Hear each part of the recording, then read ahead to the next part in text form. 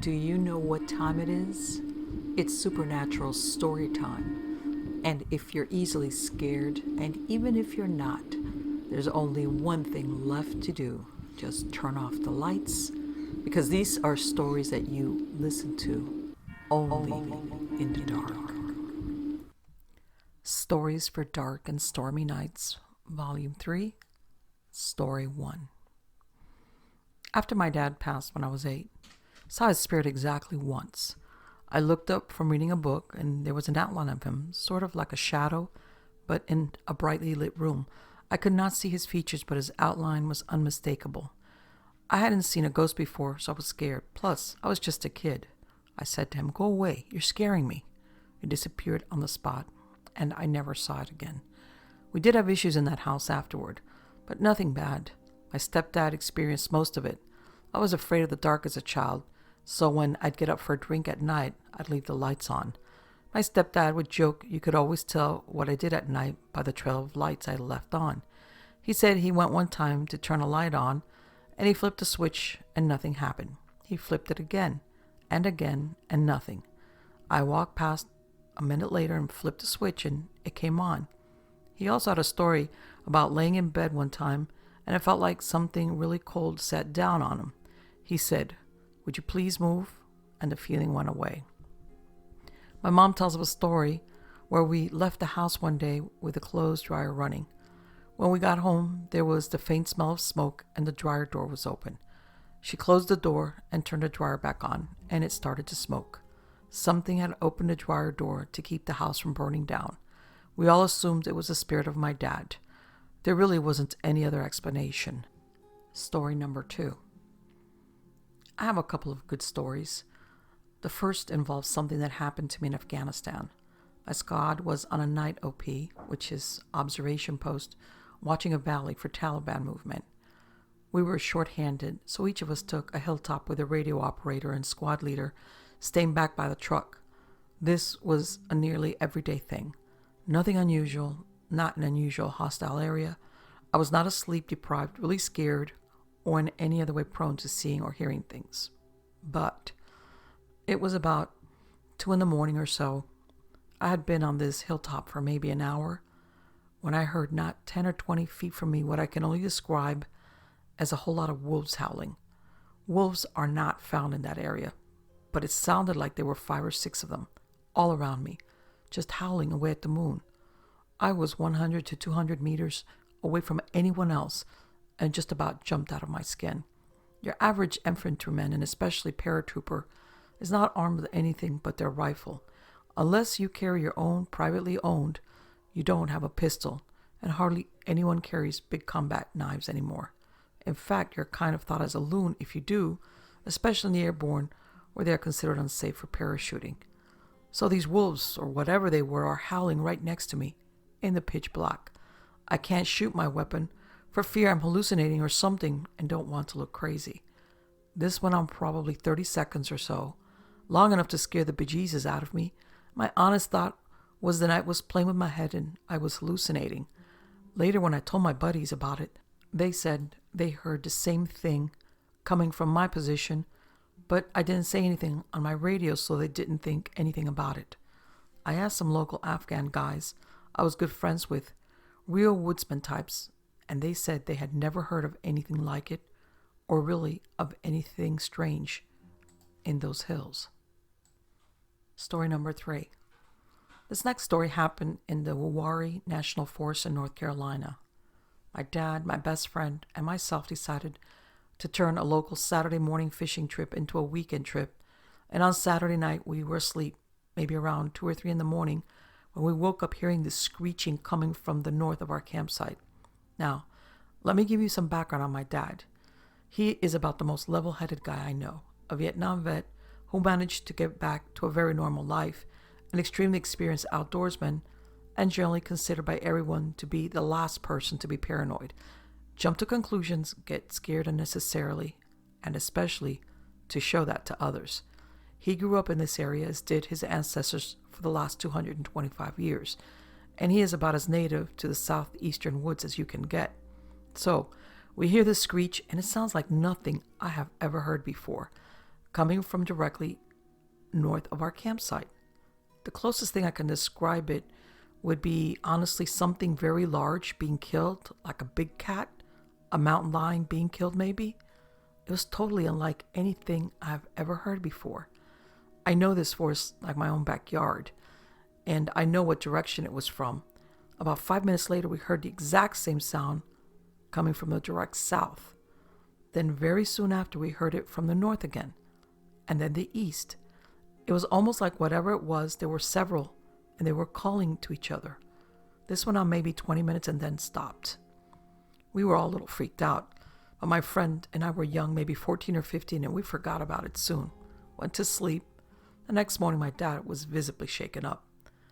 I seen him go through some hairy stuff, and the only other times I have seen him this shaken up was when my mom got diagnosed with cancer, which she fully recovered from, and when I came home from Afghanistan severely wounded, and he came to Walter Reed. We was, best words, nervous. I have no idea what we heard, or why it shook him up so much. It was certainly strange, and I think I have a theory. I think it was local folks messing with us.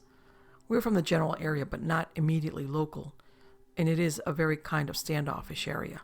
I think some local folks had a few too many beers, saw the glow of a campfire in the woods, and went off to mess with some fishermen. We didn't have any weapons, really. Had some luck fishing. My dad called my mom on a gas station payphone to say we would stay for the night and fish the next day. I think my dad was so freaked out because that area has a reputation for being kind of rough. Lots of violent crimes, very backwoodsy, and these days, which is 20 years or so later, has a really nasty reputation for meth labs. I think he was really worried about keeping me and my friends and him safe. Only reason I've thought of this was that this past Thanksgiving he brought it up. He still thinks about that night. Next story. I've been long distance backpacking, hiking, camping for most of my life, and I've had the creeps many times. But it's no big deal, just something you have to get over to hang out in the mud. Worst experience was having my tent and myself completely overrun with thousands of ants and losing most of my gear to said ants. Creepiest was seeing a central body mass larger than a cow cross the trail in front of me. I heard it moving across the trail and turned my headlamp on it, perhaps 35 yards away. Its head was obscured by the trees, and the back end was as well, but its center was larger than a barrel, the top of which was roughly 5 to 5.5 feet off the ground to the center of the back. The bottom of the torso was roughly 1 to 2 feet off the ground. When my light went on, it moved off into the darkness slowly, so I was able to vaguely see the rear end, but pretty tough to see much more than that. I've been told that it could have been a very large deer, a fat horse, a massive black bear. Did I mention I was hiking through South Carolina's swamps in the middle of the night when this happened? Next story. My dad grew up in Leslie County, Kentucky. About 8 years ago, he wanted to go camping up in the holler where he lives as a boy. No one has lived there since the 60s, and there are no houses or cabins left. Even the road is mostly gone. We rode in on his four-wheeled ATV and set up camp in a clearing about 2 or 3 miles from the pavement. The clearing was from some recent strip mining or logging and was a great place to park the four-wheeler and pitch a tent. Plenty of good firewood, too. We spent the daylight hours shooting our guns or walking around. This was in January. It was pretty cold, and it got dark very early. Dad seemed nervous and restless all day, but I never asked him about it. Dad gets up early and goes to bed early, and by 6 or 7 p.m., he was in the tent asleep. I stayed up past 10 or so, tending the fire and listening to the water in the creek. About 6 in the morning, he woke me up. He had already packed up his stuff, ready to leave. I was not happy. I wanted to do some more exploring, but he insisted. I told him I wanted to at least eat first, but he told me we could go to the Dairy Queen in Hyden. After getting breakfast in town, and back on the highway, he finally told me why we left. He said that not long after I went to bed, he saw a huge black shadow moving between the fire and the tent, and that he had sat there awake all night, holding his .38. Next story. Anyway, I have quite a few interesting stories when I was younger. First one is when I was about 9 or 10 years old. I remember walking outside from my church after Sunday evening Bible study and looking up to see a giant red ball of fire slowly blazing across the sky. My only reaction was to stand there paralyzed and stare at it as my heart pounded through my chest. After it passed behind the trees, I looked around to see if anyone else had seen it, and of course there wasn't a soul in sight to share the experience with. I immediately turned around and went back inside the church. I'm pretty sure my face was white as a sheet because everyone asked me what was wrong. I didn't understand what had just happened, so I just said nothing. At the time, I didn't know that it was possible that it was a fireball or space debris burning up in the atmosphere. My next story. The house that I grew up in was tucked in about 13 acres of woods, 2 miles or so from a county jailhouse, and occasionally inmates would break out and hide out in our woods. Everywhere else surrounding the 13 acres was pretty well developed, so I'm not surprised they liked to hang out on our property. Luckily, my dad always kept a pack of dogs to scare off trespassers, coyotes, and other critters. On one occasion, my dad was practicing his fiddle in one of the rooms that used to be a screened-in porch, and he saw a man walk across the doorstep in front of a glass door. Naturally, he grabbed one of his guns and went outside and checked the perimeter, only to find nothing. On another occasion, I was standing outside saying goodbye to an old high school boyfriend when I saw movement out of the corner of my eye at the neighbor's house down the hill. The house was vacant at the time, and the motion light came on, so I sent the boyfriend home and ran inside to tell my dad. As usual, my dad grabbed his gun and went outside and followed somebody into the woods. He said he could hear the person creeping through the wild privet trying to slink away, so he fired a few warning shots into the air, and the person took off, thrashing through the bushes, and was never seen or heard again. Next story. All I remember is that this is a holler that's located in Leslie County, Kentucky. Around 1939-1940, before my grandfather met my grandmother, he was courting, his words, a girl way back up in the woods. His uncle, they were about the same age, was courting the girl's sister. They would stay up there until almost dark, and by the time they had walked halfway down the mountain, it was very dark. Something had been following for a while and could be heard making growling noises behind them, as well as stepping on sticks. As they walked in front of an old home site, the thing jumped on his uncle's back and held on. Lots of screaming, and in the darkness of the holler, he couldn't make out anything but a black blur on his uncle's back. The old home site had a paling fence. My grandfather pulled one of the slats off and beat the tar out of the thing until it screamed and let go of his uncle. His uncle was not hurt. The thing just held on to him and drooled some and left some minor scratches. He did say that it was furry and it smelled bad, and from the little he could tell in the dark was like a cat that walked on 2 legs. They took a revolver every trip after that. My grandfather has been gone since '99, so the stories he told me aren't as fresh in my mind anymore. He used to get scared and shaky just telling that story. He, along with other family in the area, had other encounters with whatever that critter was. Next story. Back in 1984, while deer hunting, me, my father, and 3 brothers were heading back into town. It was Sunday, and we had spent the weekend back in the Agua Fria Ranch area. We always called it Old Man Finch's place.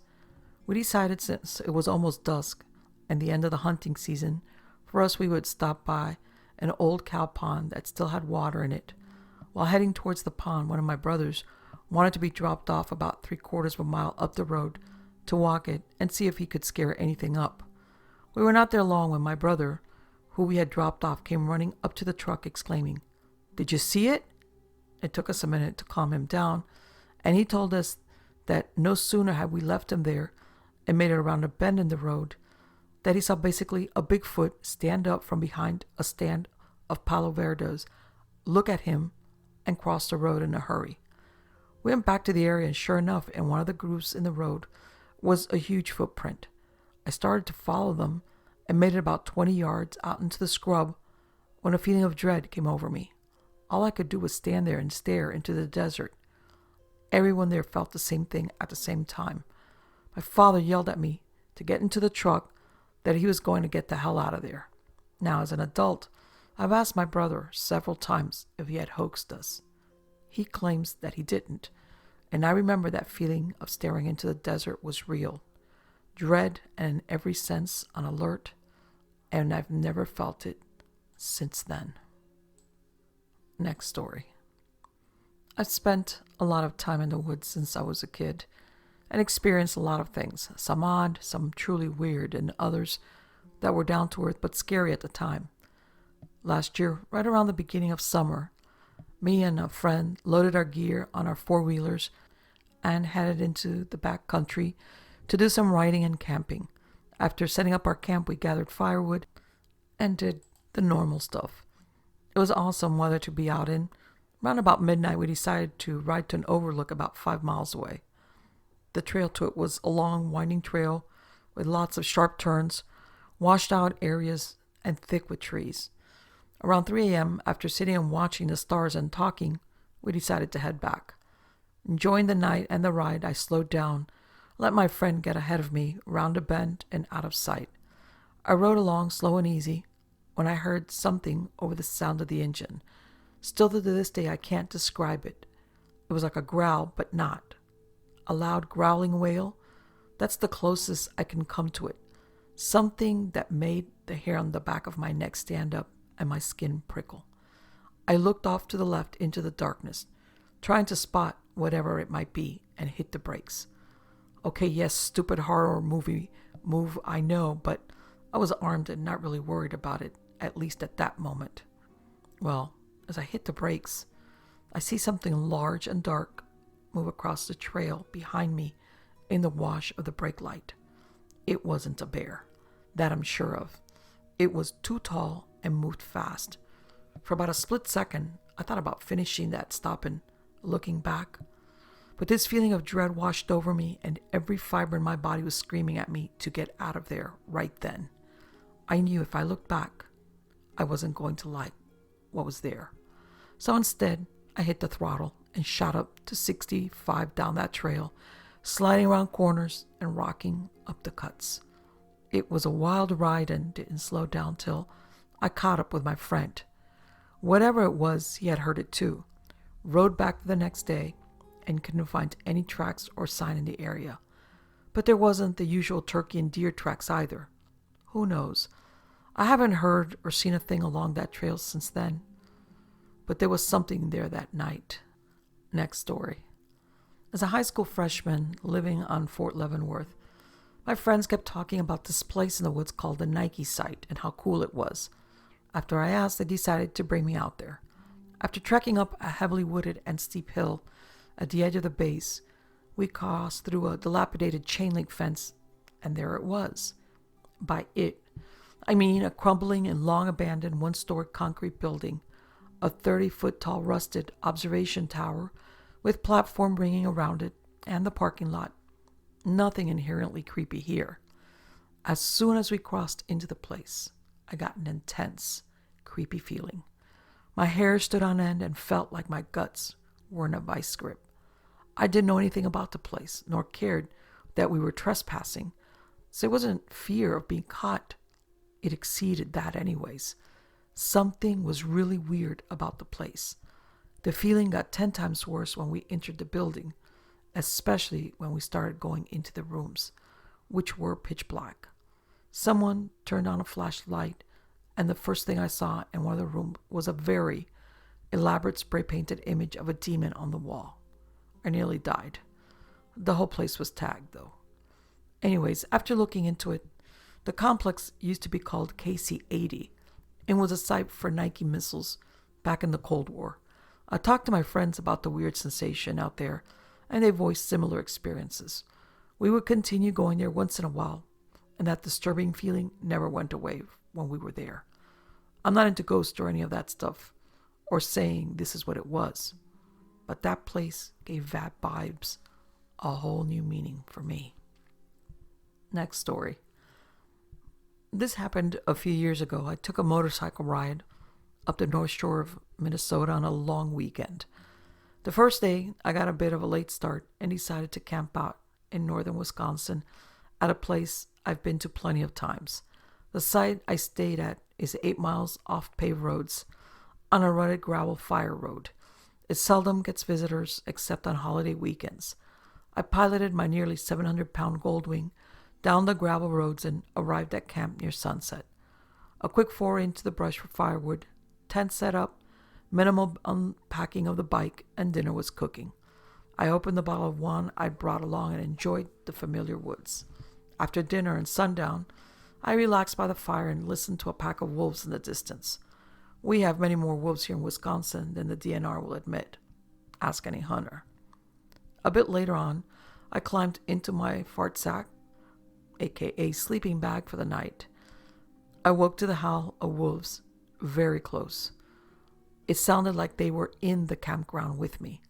I sat up in my bag, turned on my headlamp, and listened, all too aware that the only defense I had on me was my trusty and pathetically small old Swiss Army knife. I was all alone up there, and combined with the dark of night, I was getting a bit freaked out. I actually contemplated starting up my bike to scare off the critters and shine some light, but instead I just stayed very awake and alert inside my tent. Well, the wolves moved on, and I sort of got a bit of rest. At daybreak, I emerged from my tiny little one-man tent, tired, unrested, sore, and eager to just get back on the road. I packed up my gear, brushed my teeth, fired up my trusty aluminum steed, and gently motored off, my exhaust smoke kissing and blessing the road underneath me. Next story. Back in the summer of 1998, between junior and senior years, I went down to Roy Lake in northeast South Dakota with my buddy. We would always go out and drive around and smoke and sometimes drink a few beers, but this particular night we were completely sober. This night we decided to go to 6 Mile Lake. There was a little dock on the lake that we were sitting on and just talking and looking over the lake. Nice night, no clouds or anything. All of a sudden, I'm looking over the lake and this glowing golden figure of an Indian woman is walking over the top of the lake a couple of hundred feet out from where we were at. As I'm looking at it, I ask Ryan, "Did you just see that?" And he says, "Yeah. What is that?" We had both seen this thing. It wasn't scary, but just weird. The next time we were down at the lake again, we took the boat out to the lake, and there's absolutely nothing on this lake. No homes, no junk, nothing whatsoever. The closest farm was a couple of miles away, and because of the hills, you can't even see them. We would later take girls out there and just to go get them scared. We had some great times during those years, but I never forgot about this incident. Next story. Back in 2001, I was staying with a friend in Mitchell, Georgia. Her daddy owned a very large piece of land there just on the edge of town. I later found out that this was the site of the original town pre-Civil War. The town was moved to its current location. Anyway, one afternoon, her and I decided to go deer hunting out on the place. It's a great place to go hunting or hiking or just to go hang out. So we rode four-wheelers in and found a place for me to set up and hunt. She left and found her own place on the other side of the big pond on the place. She was to come by and get me on her way out at dark, as I didn't know my way around the area of that property. I sat there waiting for her over an hour. It was well after dark. You could hardly see without a flashlight. I thought maybe she'd forgotten me and went on to the pond house. While I was sitting there in the dark, leaning against a huge tree, I started hearing what sounded like people talking. Men and women and children laughing and playing. I started looking around as I was starting to get scared. I saw what I thought were people walking along an old road, no longer in use, that goes nowhere. They were all wearing period clothing. The men were carrying muzzle loaders. They were shadows I was seeing, but they were there, and I was ready to go get out of there. About 15 minutes later, my friend finally shows up to get me. I asked her if she saw what I had just seen. She told me no, but said that she had seen and heard things back there before. We got the heck out of there fast. I did some research and talked to a few of the older people in town and her daddy and found out that there's a couple of old cemeteries out there somewhere, but that no one has ever found them, but that they had never really looked for them either. I came home shortly afterward and did not get a chance to go back there and find some of those forgotten cemeteries. Next story. While on a short bike tour, I ended up between Duluth and Two Harbors, in the dark, unable to find a place to stealth camp in the land of no trespassing signs. At the time, I was pretty new to stealth camping and very nervous about being caught, so the roadside pullouts were out of the question. A man out fishing had early suggested I spend the night at a local storm watching hangout, but I ended up in the wrong place. What I found was an unmarked, open gate leading down into some swampy woods. Something down there was giving me the creeps, but I couldn't pick out what it was. There were some rotted old structures and trash cars down there, but no signs of anyone having been around recently. I didn't like the feel of the place, but I didn't have many other options, so I dragged my bike a good distance in and set up my hammock. I've spent a lot of nights out in the woods, and short of a mouse in my sleeping bag, or an owl 10 feet over my tent, not much keeps me up. All the same, I couldn't sleep soundly. I was worried I'd leave something behind if I packed in the dark, so I laid awake in my hammock, waiting for the slightest light on the horizon. Finally, at 5 a.m, I decided enough was enough, packed up, and peeled out. It wasn't until a ways down the road, watching the sun rise over Lake Superior, that I realized what was wrong. There were no noises. No raccoons after my food, no mice in the leaf litter, not so much as a cricket. When I had woken up, it was to complete silence. Aside from the junk cars and old signs of habitation, there was no sign of human visitation. There were so few places along this stretch of road, both hidden from view and accessible. A place like this should be full of cigarette butts and beer cans. Maybe my memory is flawed, or it seems even worse in hindsight. But if I were in the same situation again, I'd rather just bike through the night and sleep at a rest stop during the day. Next story. I'm a Michigander, and my family has some hunting property in Kalamazoo. Supposedly there's no cougars in the lower peninsula, but a few people in the area have caught them on a camera before. Earlier this October, my dad and a few of his buddies were out early in the dark morning heading towards their sites. Each of the men returned to camp around the same time as they heard lots of racket in the trees around them, while also hearing loud growls from right behind them. When they returned to camp, they were all shocked to have heard the same thing. Another story happened to me, my mom, and brother in the summer of 2008. Our property backs up to the Cowhaven Trail, which goes over much of the southern end of Michigan and ends in South Haven along Lake Michigan. Most of it passes through pretty bare farmland, but one area has lots of abandoned buildings from the town of Mentha on the sides of the trail. One of them looks like an old train station. One is a creepy old tower, and there's a few barns and stuff too. One of my friend's dads grew up in the area, and it was around there that his dad and brother died in a chemical explosion. That's not the point of the story, but it added to the creepiness of being in the area. Anyways, the most striking ruin was a bit further up in the woods. It was made of gray, moss-covered brick, and areas of it had been imploded. The roof was gone, and all that remained were labyrinthine walls. As we walked along the trail, it was a pretty desolate area. Except for bikers that periodically passed us, we heard what sounded like singing coming from behind the ruins' walls. Me and my brother marched through a bunch of high plants and sharp weeds when we caught wind of a horrible smell. And perhaps it was nerves. But we felt we were being watched, and my brother reported hearing voices. We both felt panicked at the same time and ran as fast as we could to get out of the brush and back on the trail. Vultures circled above us and almost seemed to be coming down on us.